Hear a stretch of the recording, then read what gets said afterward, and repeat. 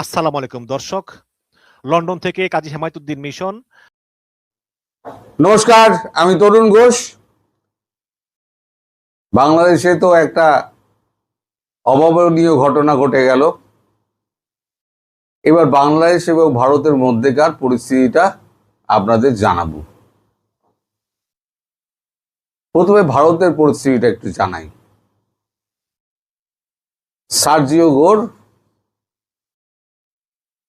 তার সঙ্গে মিটিং হওয়ার পর দীনেশ ত্রিবেদী একদম ফিরে তিনি সামান্য খাওয়া দাওয়া করে দিল্লির উদ্দেশ্যে রওনা হন। গতকাল রাতে আমাদের এখানে একটা কিচেন ক্যাবিনেট বৈঠক হয়েছে। সেখানে উপস্থিত ছিলেন নরেন্দ্র মোদী, অমিত শাহ, রাজনাথ সিং, অজিত দোভাল আর আমাদের দীনেশ ত্রিবেদী, প্রত্যেকেই উপস্থিত ছিলেন। আর নির্মলা সীতারামন, তিনিও ফিনান্স মিনিস্টার, তিনিও আছেন এর মধ্যে। তো সেখানে দীনেশ ত্রিবেদী পুরো বাংলাদেশে মানে এর বৈঠকটা, সার্জিও গোরের সঙ্গে বৈঠকটা মর্মার্থ পুরোটা তুলে ধরেন। এবং সেখানে তিনি একটা কথা বলেন যে এই যে ব্রিক্স সম্মেলন হচ্ছে, তাতে যে আমরা যে চিঠিটা পাঠিয়েছি, সেখানে নাকি আমরা তারেক রহমানকে প্রধানমন্ত্রী হিসেবে উল্লেখ করিনি বলে ওরা একটা খুঁত ধরে বসে আছে। তখন অমিত শাহ বলেন যে ভারতের থেকে, ভারতের হয়ে প্রধানমন্ত্রী নরেন্দ্র মোদী স্বয়ং যে শুভেচ্ছা পত্রটি পাঠিয়েছিলেন এবং শোকবার্তা পাঠিয়েছিলেন, তার কি ধন্যবাদ সূচক একটা পত্র বাংলাদেশ থেকে এসছে? এই সৌজন্যতা বোধ না বাংলাদেশের প্রধানমন্ত্রীর আছে, না বাংলাদেশের যারা নেতা আছে এখন ক্ষমতায় তাদের আছে। এখন ভারতকে যদি কেউ দুর্বল মনে করে তাহলে ভুল করবে। ভারতের সহনশীলতাকে দুর্বলতা ভাবার কোনো কারণ নেই। आप जो दिखाएगा मैं उसको उन्हीं के भाषा में जवाब दूंगा। মানে যে যেরকম দেখাবে আমি সেই ভাষাতেই জবাব দেব। তাই তিনি প্রধানমন্ত্রী হিসেবে তার নামটা উল্লেখ করেননি। কারণ তুমি তো আমাকে সৌজন্য দেখাওনি, আমি কেন বারবার সৌজন্য দেখাতে যাব? এরপরের ব্রেকিং নিউজটা হলো, এরপরে যা কথাবার্তা হয়েছে আমি সব জানতে পারিনি। এরপরে যে ব্রেকিং নিউজটা হলো, আজকে সকালবেলা দীনেশ ত্রিবেদী সোজা চলে যান শেখ হাসিনার কাছে। মোদিজি মানে নির্দেশেই গিয়ে সেখানে তিনি পুরো অবস্থাটার ব্যাখ্যা করেন এবং 40 মিনিট ধরে তাদের মধ্যে কথাবার্তা হয়। খুঁটিনাটি প্রত্যেকটি জিনিস খুঁটিয়ে খুঁটিয়ে শেখ হাসিনা জেনেছেন কারা কারা বৈঠকে এসেছিল, বৈঠকটা বাতিল হলো কেন, মানে এই এটা মানে আমরা নৈশভোজ বাতিল হলো কেন, তারেক রহমানের সরকারের এখন কি অবস্থা, তারা কোনো বিবৃতি দিচ্ছে কিনা, এই নিয়ে নানান প্রশ্ন করেছেন। মিটিংটা চললে 40 মিনিট, অর্থাৎ যে ঘটনাবলী বাংলাদেশে ঘটে গেল সেটার পুঙ্খানুপুঙ্খ রিপোর্ট কিন্তু চলে গেছে শেখ হাসিনার কাছে। উল্টো দিকে সার্জিও গোর তিনি দিল্লি ফিরে এসছেন। এখন দিল্লি ফিরে আসার পর যিনি কথায় কথায় ডোনাল্ড ট্রাম্প প্রেসিডেন্টকে ফোন করেন,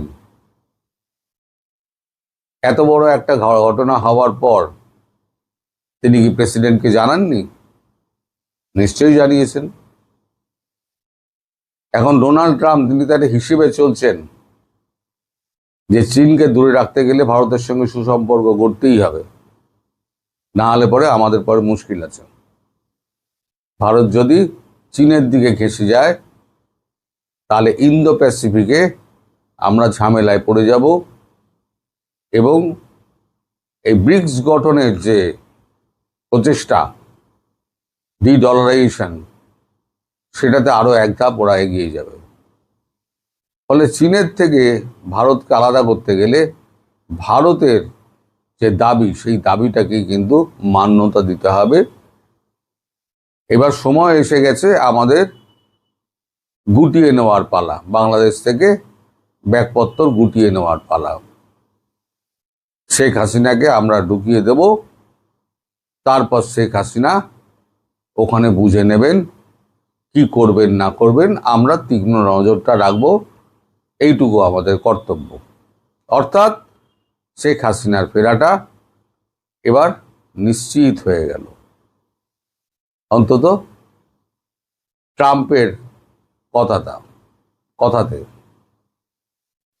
এখন এই কথাটা আমরা জানলাম কি করে? এই কথাটা স্বয়ং সার্জিও গোর তিনি জানিয়েছেন আমাদের বিদেশমন্ত্রী ডক্টর জয়শঙ্করকে। ডক্টর জয়শঙ্কর মারফত এই খবরটাই ছড়িয়ে গেছে। তিনি কোনো প্রেস কনফারেন্স করেননি, বলে না খবর ছড়িয়ে যায়, খবর থাকে না, চাপা থাকে না। এবার আসি উল্টো দিকে বাংলাদেশের কথা। সার্জিও গোর ফিরে যাওয়ার পর এখন থরহরি কম্প লেগে গেছে। মানে কে কোথায় কি বলবে না বলবে ঠিক করতে পারছে না। জামাত এবং এনসিপি তারা বিএনপিকে দোষারোপ করছে যেটা এটা চক্রান্ত। যদি আমাদের এভাবে অপমান করা হতো তাহলে পরে আমাদের আগেই বলে দিত, আমরা যেতাম না নৈশ বোঝে। খলিলুর রহমান আমাদের সঙ্গে চক্রান্ত করেছে ভারতের নির্দেশে, সবকিছু ভারতের নির্দেশে হচ্ছে আর কি। কিন্তু তারেক রহমানের সরকারের পক্ষে যিনি সব ব্যাপারে পটার পটার করেন, এই সালাউদ্দিন সাহেব, তিনি অন্তত এই বিষয়ে এখনো পর্যন্ত কোনো কথা বলেননি। এখন আপনাদের আমি দুটো ছবি দেখাবো। দুটো ছবি, বলে না ছবি অনেক কথা বলে দেয়। দুটো ছবি, প্রথমটা দেখুন দীনেশ ত্রিবেদীর সঙ্গে সার্জিও গোরের যে বৈঠক শেষে যে মিটিংটা হয় বা বৈঠকের আগে যে মিটিংটা হয়, সেই মিটিংয়ে আপনার চেহারা দেখুন, দুজনের বডি ল্যাঙ্গুয়েজ দেখুন। সার্জিও গোর রিল্যাক্সড এবং অত্যন্ত বন্ধুত্ব সুলভ একটা হাসি আসছেন, দীনেশ ত্রিবেদীও তাই। এই ছবিটা বলে দিচ্ছে যে এনাদের মধ্যে কতটা সুন্দর আলাপ হয়েছে। আমার মনে হয় ছবিটা বৈঠকের পরেই তোলা। উল্টো দিকে আমি আর একটা ছবি দেখাচ্ছি। এই ছবিটা হচ্ছে তারেক রহমানের সঙ্গে মিটিং এর পর সার্জিও গোরের সঙ্গে তোলা ছবিটায় আপনি দেখুন সার্জিও গোরের মুখটা এবং তারেক রহমানের মুখটা। তারেক রহমানের দেতো হাসি হাসছেন বটে, কিন্তু সার্জিও গোরের মুখটা থমথমে। অর্থাৎ তিনি যে একেবারেই সন্তুষ্ট নন, এই ছবি কিন্তু পরিষ্কার বলে দিচ্ছে। ছবি কিন্তু কখনো মিথ্যে কথা বলে না। এদিকে আমাদের রণদীপ জয়সওয়াল, তার একটা ফটো কার্ড আমি জুড়ে দিচ্ছি, সেখানে দেখুন তিনি কি বলছেন। আবার আমাদের যিনি অজিত দোভাল আছেন এনএসএ, অজিত দোভাল কিন্তু আবার এটা কথা বলেছেন। আমি সেটারও ফটো কার্ড আপনাদের আমি দিয়ে দিচ্ছি। দেখুন তার নিরাপত্তা সংক্রান্ত ব্যাপারে কোনো রকম আপোষ ভারত করবে না, এই ধরনের একটা কথা তিনি বলেছেন। সরকার যে ভয়ে কাঁপছে তার একটা ছোট ভিডিও আমি কর্নারে চালিয়ে দিচ্ছি, আপনারা দেখুন। দেখলে আপনারা বুঝতে পেরে যাবেন যে ভেতরে ভয় কতটা ঢুকেছে, অর্থাৎ আওয়ামী লীগ ফিরে আসছে এই ভয়টা কতটা ঢুকেছে। ভিডিওটা দেখুন, আমি চুপ করে পাশে বসে থাকবো। যদি এই সরকার ব্যর্থ হয়, মনে রাখবেন বাংলাদেশে কেউ বাস করতে পারবেন না, কেউ বাস করতে পারবেন না। এর চেয়ে সিনসিয়ার গভর্নমেন্ট, এর চেয়ে সিনসিয়ার প্রধানমন্ত্রী বাংলাদেশের ইতিহাসে আর আসবে না, ছিল না। আর এইবারের কমিটমেন্ট যদি আমরা ফেল করি জুলাই অভ্যুত্থানের পরে, মনে রাখবেন আমরা শেষ হব না, আপনারাও শেষ হবে। কেউ কারো বাড়িতে থাকবেন না, ডিউটিতে থাকবেন না, কারণ সবার আমল নামা সবাই জানতেছে কে কি আমরা করতেছি। আমি খুব ভদ্রোচিত ভাষায় বলে গেলাম, অত্যন্ত আবেগ অনুরোধ নিয়ে আপনাদেরকে বলে গেলাম। এবার সব থেকে বড় মুশকিলে পড়েছেন আমাদের জামায়াত ইসলামের আমির এবং এই এনসিপির ছোকরাগুলো। কারণ এই যে বলছেন আমাদের সকলের আমলনামা সবার কাছে আছে, আমলনামা কার কাছে থাকবে? আমলনামা আছে আওয়ামী লীগের কাছে। আওয়ামী লীগ ফিরলে পরে, ফেরাটা এখন শুধু সময়ের অপেক্ষা। আওয়ামী লীগ ফিরলে পরে ফুল প্রসাদ আচ্ছা করে তো চড়াবে, সে তো বুঝতেই পারছে। এখন আওয়ামী লীগের নেতাদের ভারতবর্ষে ঠাঁই হয়েছিল, এদের ঠাঁই কোথায় হবে সেই নিয়ে এরা এখন খুব চিন্তিত। এখন জাহাজে করে পালাবে না নৌকায় করে পালাবে সেটা হচ্ছে পরের ব্যাপার। আমি যে আপনাদের বলেছিলাম না সেপ্টেম্বর, আমি কোনো গণৎকার হিসেবে আমি বলিনি।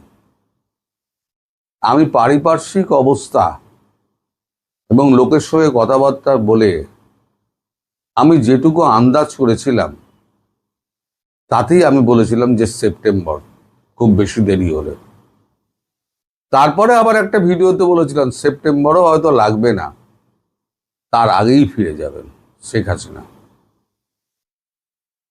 এবার ট্রাম্পের ব্যাপারটা কি? ট্রাম্প বুঝে গেছে যে এখানে ভারতকে আমার কাছে রাখতে হবে, বাংলাদেশ যাই ভাঁড়বে, শেখ হাসিনাকে ঢুকিয়ে দাও, আমরা ওপর দিকে নজর রাখবো, আর ভারতের সঙ্গে আমরা সুসম্পর্ক রেখে চলবো যাতে চীনকে দূরে রাখা যায়।